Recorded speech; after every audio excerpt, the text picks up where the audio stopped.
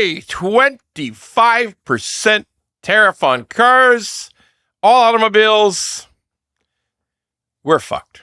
That's it. So, let's be clear on a couple of things. First things first. It is a disaster.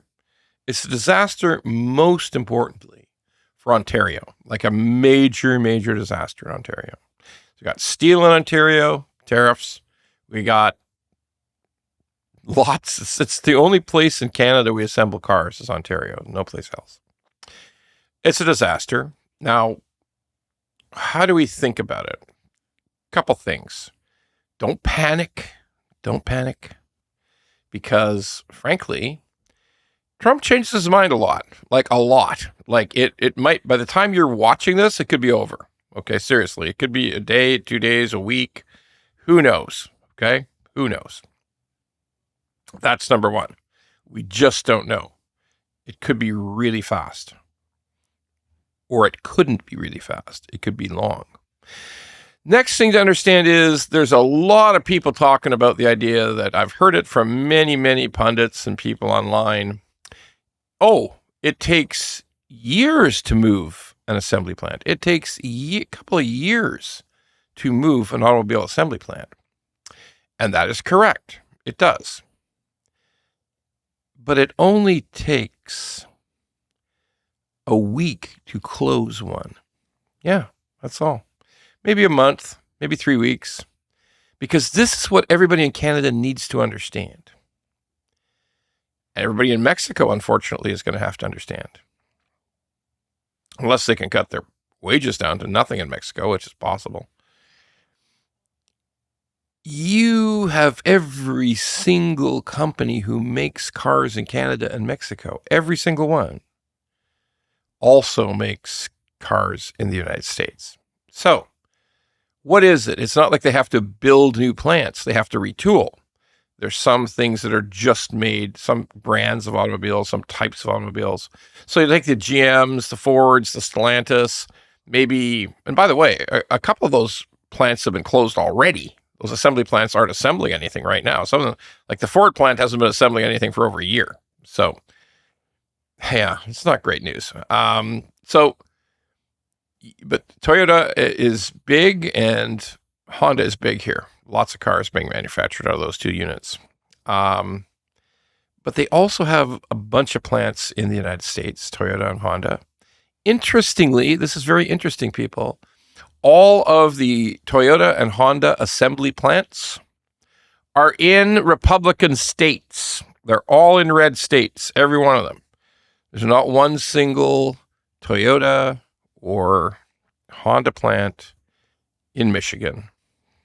None. Okay. So, can you shut the plants down and retool or set up a new line somewhere else or in another, or just adapt, put on an extra shift in the Honda plant in the States, or put on an extra shift to the Toyota plant, or 2 extra shifts and duplicate all the production?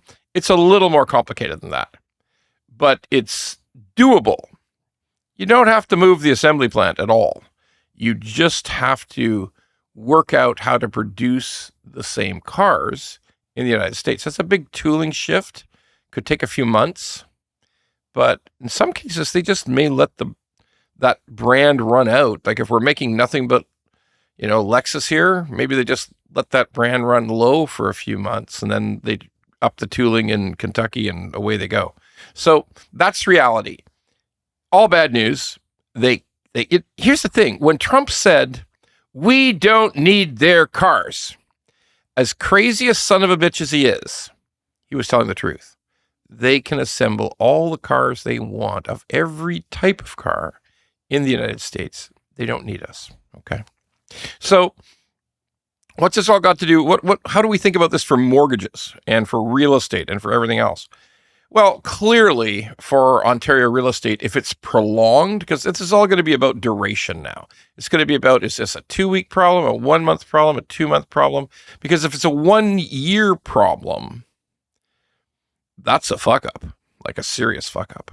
So what does it mean to real estate in Ontario? Obviously nothing good, but nothing will happen right away. That's not how real estate works. People don't decide to sell their house in one day because it looks like the plant's going to shut down. They just don't. That's not how it works. So does it have a sort of a dampening effect on the feelings about buying a house? Yes, it could easily have that for sure, because amongst those people who are in the automotive business, this is sheer terror. What happens to mortgage rates? Well, we've talked about it before, but let's review. This kind of serious economic blow encourages the Bank of Canada to cut rates, and cut rates aggressively. Like if you were a bank, you might say, yep, next cut's going to be 0.5%. We think Tiff Macklin's going to cut 0.5%. Another bank might say, well, I think we got 75 basis points in store.